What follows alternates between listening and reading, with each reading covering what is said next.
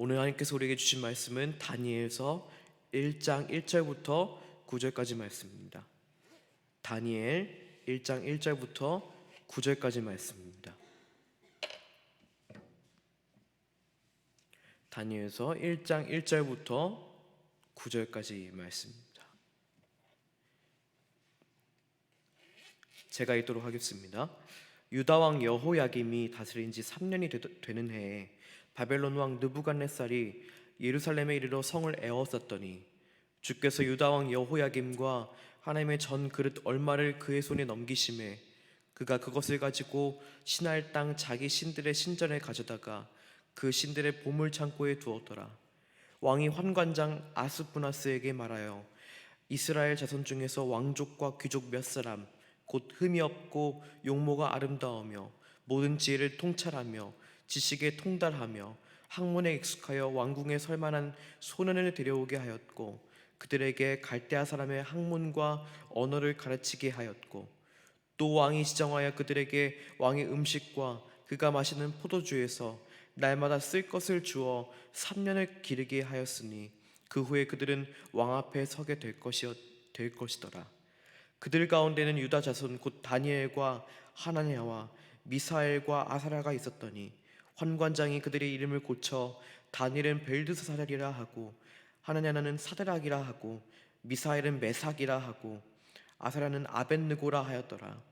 다니엘은 뜻을 정하여 왕의 음식과 그가 마시는 포도주로 자기를 더럽히지 아니하리라 하고 자기를 더럽히지 아니하도록 환관장에게 구하니 하나님이 다니엘로 하여금 환관장에게 은혜와 긍휼을 얻게 하신지라. 아멘. 이 새벽에 나오신 성도들 한 분 한 분을 환영하고 축복합니다. 참 잘오셨습니다. 이 새벽 가운데 또 이 시간 가운데 특별하게 주시는 하나님의 은혜가 성도들 한 분 한 분 가운데 있을 줄 간절하게 믿고 의지하며 기도합니다. 저희가 이 두란노에서 나온 이 생명의 삶 큐티 본문을 가지고 이 새벽기도 말씀을 같이 나누고 있는데 벌써 데살로니가 전후서가 손살같이 지나가고 어느새 저희가 다니엘서를 같이 나누고 있습니다. 여러분 다니엘서를 맞이하면서 어떤 마음이 드세요? 저희가 데살로니가 전후서 전에 굉장히 길게 묵상했던 본문이 있습니다. 바로 예레미야인데요. 그렇게 길게 묵상을 했는데 사실 예레미야 말씀 자체가 우리에게 쉬운 본문은 아닙니다. 예레미야의 선포, 또 여러 가지 예언, 여러 가지 말씀들이 참 깊이 묵상하면 묵상할수록 좋은 말씀이지만 그만큼 진득히 묵상해야 하는 본문이기도 합니다. 어려운 본문이죠. 그런데 다니엘서는요, 꽤 우리에게 재미있는 이야기들로 기억이 남아있는 본문입니다. 그런데 다니엘서는요, 풀무불에 들어갔다가 나와도 건짐받고 사자굴 속에 들어갔다 나와도 건짐받는 스펙타클한 이야기들로 가득가득 채워져 있는 성경을 우리가 이해하고 있습니다. 교회 학교에서도 참 많이 들어왔었고 이런 흥미진진한 이야기들이 아주 뇌리 속에 깊이 자리 잡고 있죠. 근데 여러분, 이 다니엘서는 결코 신나는 이야기가 아닙니다. 다니엘이 겪어야 했던 시대는 아주 힘들고 어려웠던 시대였습니다. 오늘 우리가 읽은 다니엘서는 이렇게 시작합니다. 1절에 유다 왕 여호야김이 다스린 지 3년이 되던 해에 바벨론 왕 느부갓네살이 예루살렘에 이르러 성을 에워쌌더니 라고 되어 있습니다. 하나님께서 다윗에게 약속하신 유다 왕국, 하나님께서 무슨 일이 있어도 이 나라만큼 보존하시겠다고 약속하셨기 때문에 유다 사람들은 결코 나라가 무너지는 일이 없을 거라고 생각을 했습니다. 근데 북쪽의 강성한 나라 바벨론의 느부갓네살 왕이 예루살렘을 침략했고 결국 무너지게 되었습니다. 그래서 수많은 왕족과 귀족이 포로로 끌려가는 상황이었습니다. 오늘 말씀에서 포로로 끌려간 사람 중 한 사람이 바로 다니엘이었는데, 오늘 말씀에 보면 이 바벨론에 끌려갔던 소년들 중에 똑똑한 사람들을 뽑아서 갈대아의 학문과 갈대아의 언어를 가르쳐줬다고 합니다. 왕궁으로 불러서 이제 왕의 신하로 삼기 위해서 그런 궁중 문화들을 배우게 한 것이죠. 근데 갈대아의 학문이 도대체 뭘까요? 나라의 역사, 또 문화, 또 통치할 때 쓰이는 여러 가지 지혜서들, 병법서들, 뭐 이런 것들이 있겠지만 당시 학문이라고 하는 것은 점성술, 주술, 마술이 상당 부분을 차지했습니다. 따라서 다니엘이 나중에 그가 진급해서 얻은 직책이 박수장이었어요. 박수장. 근데 이 박수장이라는 뜻은 마술사들 중에 우두머리라는 뜻입니다.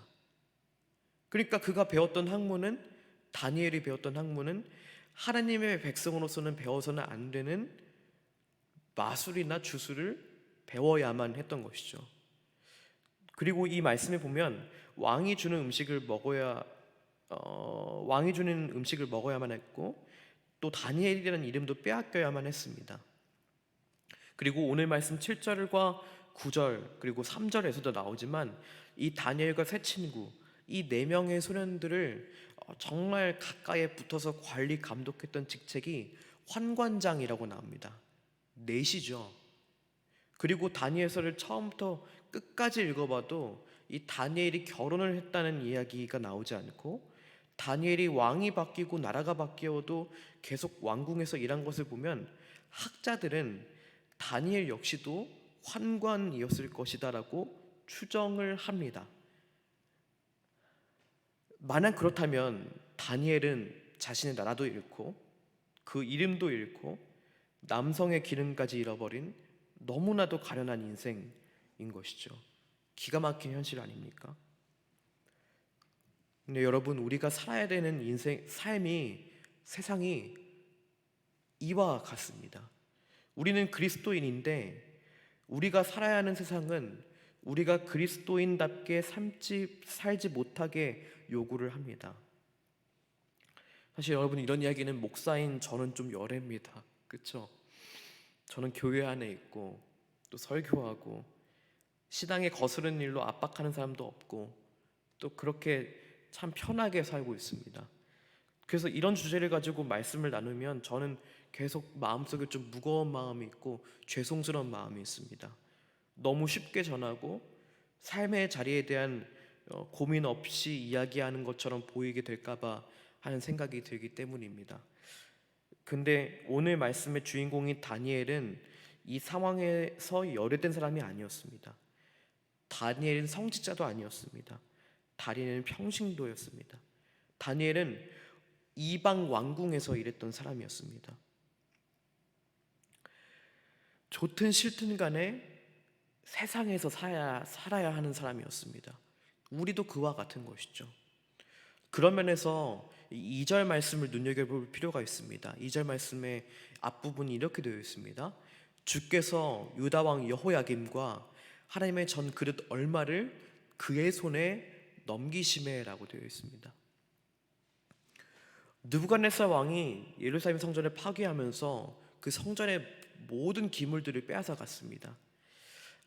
근데 이것을 성경에 어떻게 기록하고 있냐면 느부갓네살 왕이 빼앗아 간 것이 아니고 하나님께서 그 보물을 느부갓네살 왕에게 내어 주셨다는 겁니다.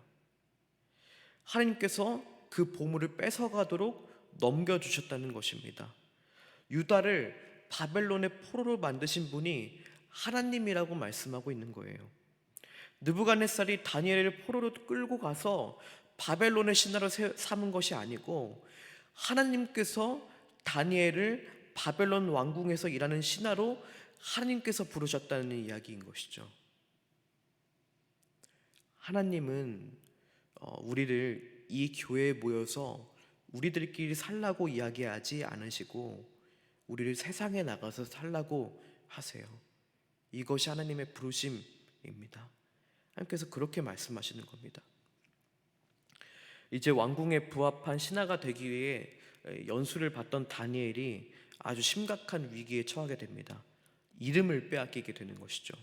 분명히 다니엘이라는 이름이 있는데 벨드사살로 살라고 합니다. 환관장이 이제 바벨론식으로 다 바꿔준 거예요. 벨드사살, 사드락, 메삭, 아벳느고 이렇게 바꿔줍니다. 우리나라가 일제강점기 시기에 일본이 창씨개명을 하려고 했던 그 아픈 역사가 있지 않습니까? 그런 것처럼 이 이름을 바꾼다고 하는 것은 단순히 외국식으로 바꾼다는 것 그 이상의 의미가 있는 겁니다. 왜냐하면 이름은 내가 누구인지를 설명해주는 아주 중요한 도구이기 때문에 그래요. 내 존재를 설명해주는 것이기 때문에 그렇습니다. 신학대학교를 같이 다녔던 친구들 이름들이 다 그렇습니다. 요셉, 요한, 모세, 사무엘, 에스더 이런 친구들이 많잖아요. 제 카톡에도 요셉만 3명이 있습니다. 누가 나중엔 어떤 요셉인지 헷갈릴 정도입니다. 근데 이 이름들이요, 교회 밖에만 가도 참 보기 쉽지 않은 이름이잖아요. 스님 보고 스님 이름이 원래 어떻게 되세요? 김요셉입니다. 이름이 이상하잖아요. 그러니까 이름은 단순한 호칭 그 이상의 의미를 띠고 있는 것입니다. 정체성을 의미하는 것이죠. 다니엘과 세 친구도 그 이름에 의미가 있었습니다. 존재를 설명해주는 이름인 거예요. 다니엘, 마사엘 뒤에 엘자가 붙죠. 이것이 엘로힘, 하나님의 이름을 따온 것입니다. 하냐냐, 아사랴 뒤에는 야자가 붙는데 우리 성경에는 것이 여호와라고 되어 있는데 야훼라는 하나님의 이름을 따온 것입니다. 그들의 이름 안에 하나님의 이름이 새겨져 있던 것입니다. 다니엘은 하나님이 판단하셨다. 하나냐는 여호와는 은혜로우시다. 미사엘은 누가 하나님이신가? 아사랴는 여호와께서 도우셨다. 이런 뜻을 담고 있습니다. 근데 이름이 바뀌었습니다. 다니엘은 벨드사살로 바꿨습니다. 벨드사살은 바벨론의 신 벨을 붙여서 벨이 생명을 보호해 준다는 뜻입니다. 사드락과 메삭 뒤에 악자는 땅의 신 아코의 이름을 딴 것이고, 아벤느고는 원래 아벤느보인데 느보의 종이라는 뜻입니다. 그러니까 이름이 다 바벨론에서 섬기던 신의 이름을 써야 했던 것입니다. 단순히 이름을 외국식으로 고친 것이 아니고 이들이 유대인인데 하나님을 경외하는 유대인들이 더 이상 하나님을 믿지 못하고 바벨론의 신을 섬기면서 살라고 강요된 것이죠. 근데 우리가 세상을 살아갈 때도 똑같은 일이 일어납니다. 이 세상도 성도라는 정체성을 가지고 사는 것을 원하지 않습니다. 빼앗아 가려고 합니다. 그러나 다니엘은 겉으로는 자신의 이름을 빼앗겼지만 속으로는 나는 그래도 하나님 백성이야 라고 자신의 정체성을 지키기 원했습니다.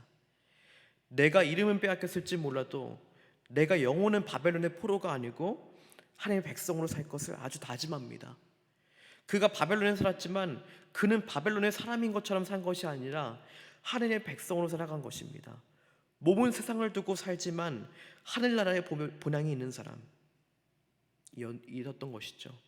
이 삶이 우리에게 도전받아야 할 일입니다. 코로나19가 터지면서 학교의 모든 강의나 이런 교육 과정들이 비대면으로 전환되면서 대부분의 대학들도 비대면으로 시험을 치고 그런 여러 가지 성적의 평가를 비대면으로 치렀었습니다. 근데 이런 비대면 시험에서 뉴스가 많이 터졌던 게 뭐였냐면 부정행위 사례가 정말 많이 나왔다는 겁니다. 올해 상반기만 해도 얼마나 많이 나왔습니까? 어떤 한 대학의 경우에는 학부생의 90%가 부정행위했다. 이런 뉴스가 나왔습니다. 우리가 살고 있는 세상이 그래요. 근데 모두가 부정행위할 때 부정행위하지 않는 사람, 그런 사람이 성도인 것이죠. 회사는 망하더라도 나는 부정한 영업은 하지 않아 라고 마음먹는 그런 고리타분한 사장님이 성도인 것이죠. 세상에 살지만 영혼은 하늘에 속해 있는 사람들인 것이죠. 여러분, 오늘 우리가 사는 이 삶의 현장에 다니엘과 같은 성도, 다니엘과 같은 믿음의 증인이 필요합니다. 바벨론 세상에 살고 있지만 영혼은 하늘에 속한 사람 말입니다. 이 일의 증인이 누가 되시렵니까? 저와 여러분이 이 일에 도전해 보았으면 좋겠습니다. 우리는 바벨론에 살고 있습니다. 근데 우리가 이 바벨론에 살도록 우리를 부르신 분은 하나님이세요. 우리가 바벨론에서 바벨론 사람으로 살도록 부르신 게 아니라 성도로 살도록 부르셨습니다. 우리는 성도로 살도록 부름을 받은 사람들입니다. 세상은 끊임없이 우리의 이름을 빼앗아 가려고 할 것입니다. 그러나 여러분, 우리가 부름 받은 일이 성도로 사는 것을 부름 받은 것을 기억했으면 좋겠습니다. 우리가 하는 일이, 집에서 밥을 하는 일도, 직장을 다니는 일도, 모든 사업 가운데 청소를 하는 일도 성도로 사는 삶, 성직인 것입니다. 다니엘의 이름을 빼앗아갈 수 있을지는 몰라도 다니엘의 존재, 하나님의 백성으로서의 삶은 빼앗아가지 못했던 것처럼 우리가 숨쉬고 걸어가는 모든 삶 가운데 하나님의 이름 석자가 우리 삶 가운데 분명하게 새겨지기를, 여러분의 삶이 그렇게 되시기를 간절히 바라고 기도합니다. 기도하시겠습니다.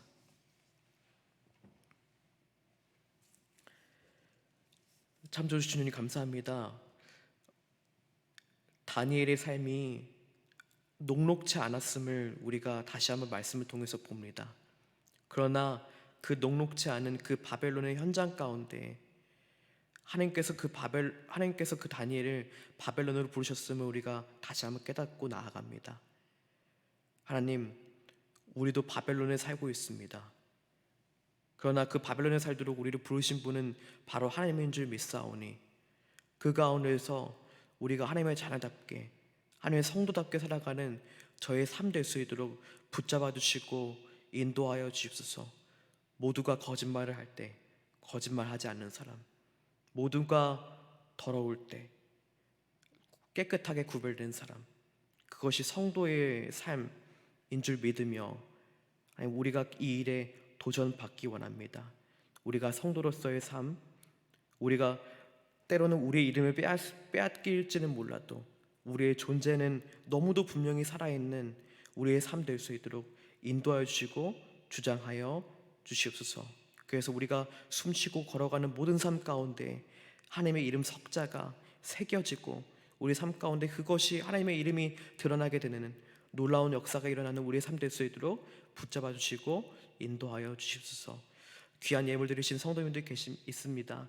이 이름 하나하나 주님께서 기억하여 주시고 또 그 기도 제목 하나하나 기억하여 주셔서 하나님의 때에 하나님의 방법으로 이루어 주시고 막힌 문이 열려지고 또 삶에 어려움 당하는 것 가운데 하나님의 계획과 하나님의 뜻을 발견하는 모든 성도들이 될 수 있도록 역사해 주시고 주장하여 주시옵소서. 감사합니다. 예수님의 이름으로 기도합니다. 아멘.